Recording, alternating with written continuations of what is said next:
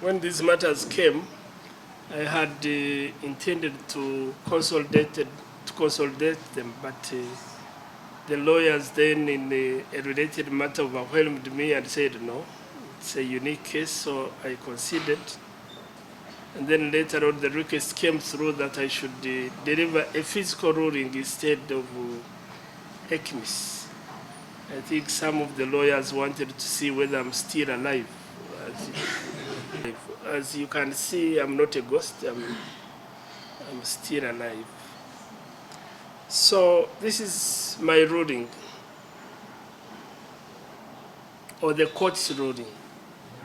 For the reasons I shall shortly give, I intend to be unusually brief in this decision. The motion before this court seeks for orders for the writ of habeas corpus to be issued requiring the Attorney General and the Commissioner General of Prisons, their servants, agents, officers, or those acting on their behalf to produce Mr. Eron Kizza before this court for appropriate orders. The motion is grounded on a number of assertions on behalf of the applicant, which I summarize in 7 bullet points below. Mr. Kizza is an advocate of the High Court and was one of the lawyers that represented retired Colonel Dr. Kizza Besigye and Haj Obeid Rutare Kamlege at the General Court Martial, Makindi.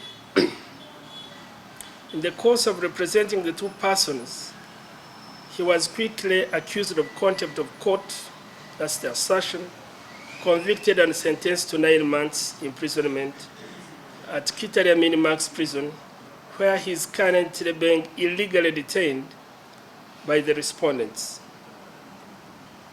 Mr. Kizza challenges the decision of the General Court Martial before the Court Martial Appeals Court and put forward 2 main considerations.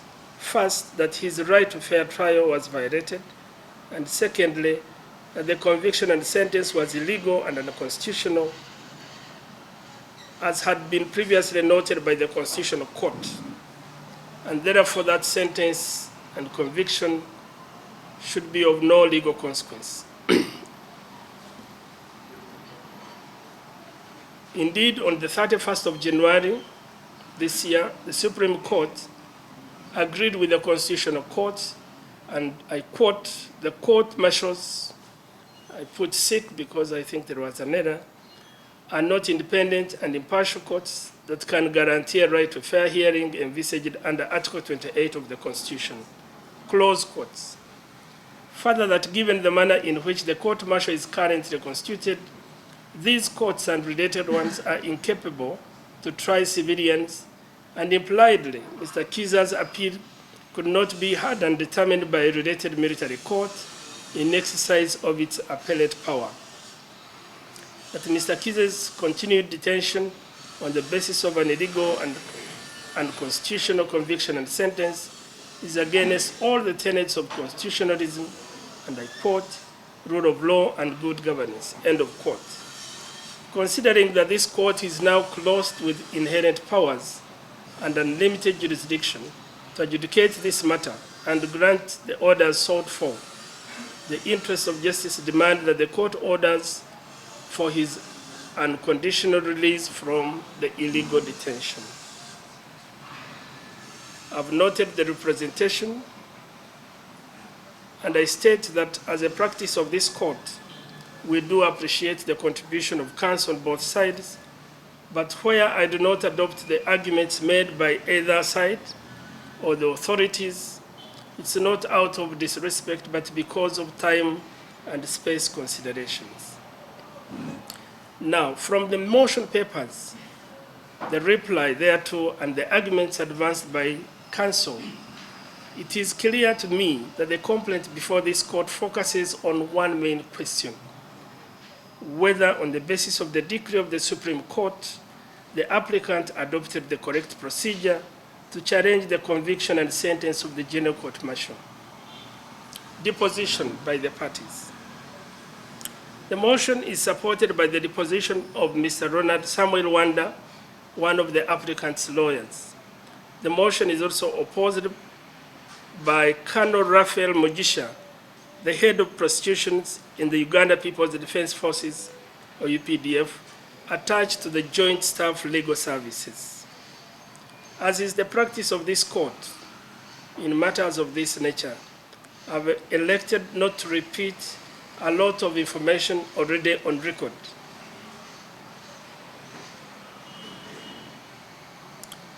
Mr. Wanda's deposition places emphasis on the fact that since the Supreme Court had established court-martials are not clothed with the requisite power to try civilians, the applicant's conviction and sentence for contempt of court had effectively become unconstitutional, illegal, and null and void.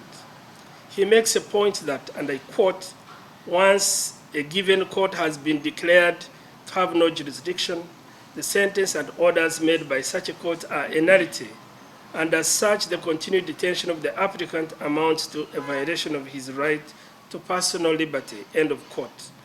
On account of the above findings, Mr. Wanda calls upon this court to invoke its inherent powers and order the applicant to be released from prison unconditionally. In opposition to the motion, the respondent rely on the deposition of Colonel Raphael Mugisha, as already noted.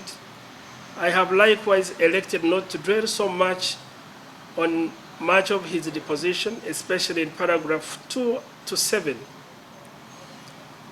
because those averments mainly dwell on the facts that are already known and covered in the motion. I nonetheless speak on 4 critical areas in his deposition as follows.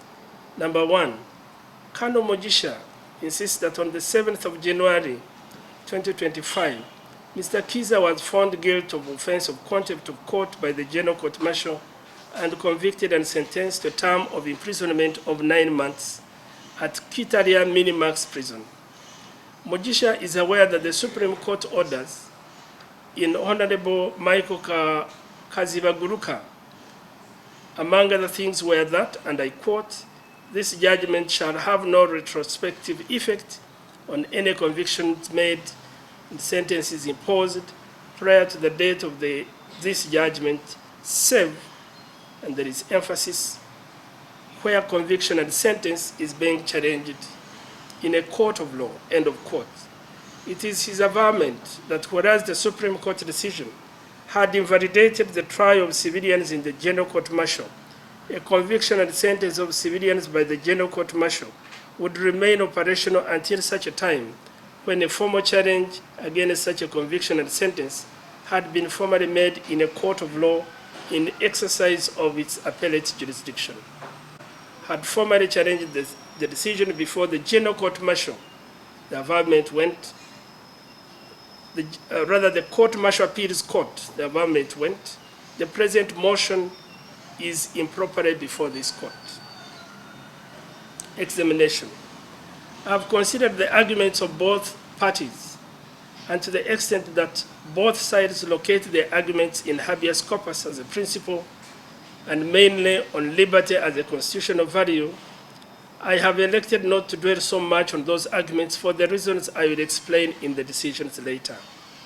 While I do agree with the proposition put forward by the Land Attorney General, that the applicant could have first challenged the conviction and sentence before the appellate court, it is probably not correct to argue that in light of the Supreme Court decision, the envisaged such an appellate court would be the Court Martial Appeals Court in fact. I take the view that that is wrong. Invoking the inherent powers of the High Court, because that was the main thrust of the argument of counsel for the applicant, that I could somehow use this power to make the necessary orders. Unlike magistrates' courts, high courts are vested with unlimited original jurisdiction under Article 139(1) of the Constitution. Courts maintain that the delineation of circuits and divisions within the court system serve the purpose of orderliness, which may limit the High Court's power to hear and determine all of the disputes before it. It would appear that it is not in question that jurisdiction limits are intended to ensure certainty and orderliness in the adjudication processes in this country. There is no doubt that it is legally impermissible for a court to hear and determine a matter when such a court is not endowed with the power to do so. This section now deliberates on issue 1, whether on the basis of the Supreme Court decision, the applicant adopt the correct procedure to challenge the conviction and sentence of the General Court Martial. As has been explained in different other court decisions, jurisdiction is of 3 kinds: geographical, pecuniary, and subject matter. Subject matter jurisdiction is governed by the law applicable to the subject matter under dispute, which usually prescribed that a specific court is mandated to hear and determine a specific kind of dispute. Judges in this court, in this country, do not, so to speak, enjoy a floating power to hear and determine any dispute anywhere, wherever they occur. It would amount to judicial chaos and blunder were any judge to sit and hear any dispute brought before him or her without first checking whether there would be a better suited court, division, or circuit to do so in the first place, as in the case in the motion before me. Decision. I take the firm view, therefore, that the procedure adopted by the applicant to challenge the impunged conviction and sentence was an incorrect one. I'd probably have attempted to answer the motion question had the applicant approached this court by way of judicial review, because under the rules, you can actually challenge a decision of a court by way of judicial review. Since there are all indications that this court may not be properly clothed with the requisite criminal, appellate, or revisionary power to examine the challenged conviction and sentence by the General Court Martial, the motion before this court must fail, and it is hereby dismissed, but with no orders as costs. It is signed and dated. Thank you very much.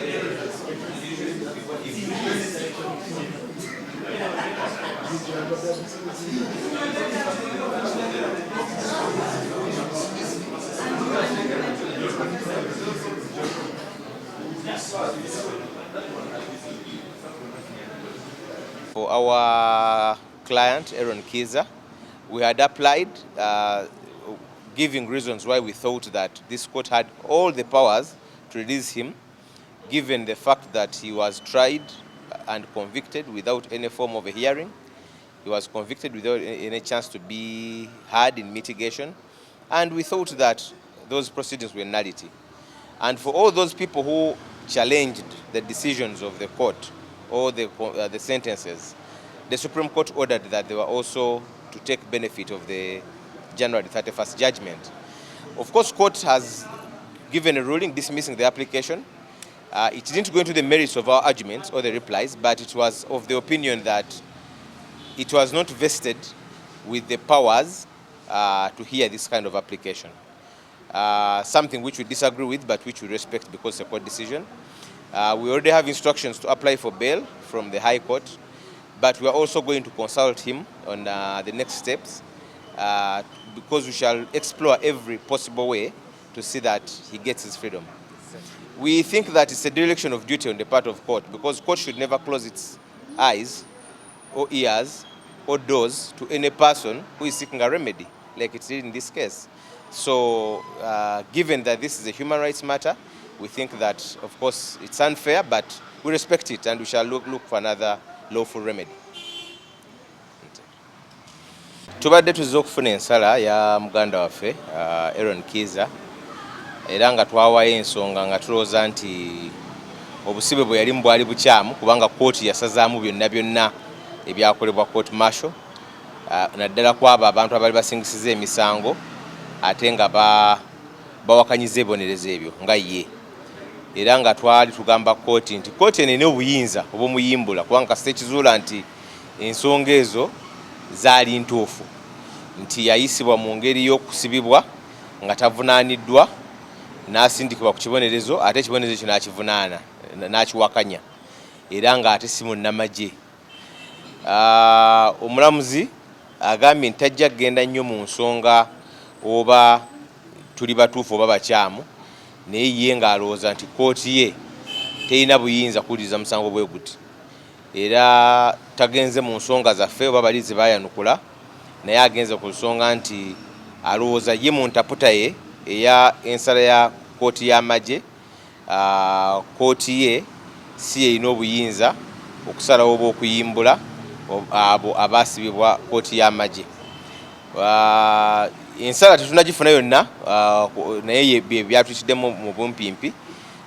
Ekiddako tugenda ekirala abadde agambye mbu senga twakola kye bayita judicial review kiringa kwekenneenya ebyo ebisaziddwawo ekitongole ekirala oba kooti endala oba office endala naye ate omusango ogwa judicial review nagwo gye guli ate guli maaso ge ate kye bayita submissions oba okuwaayo buli kintu ekikwata ku musango ogwo kyaggwa dda kitegeeza nti ye atatuwanga lunaku kuwulira ogwo naye kati ekiddako tugenda kwogera ne client waffe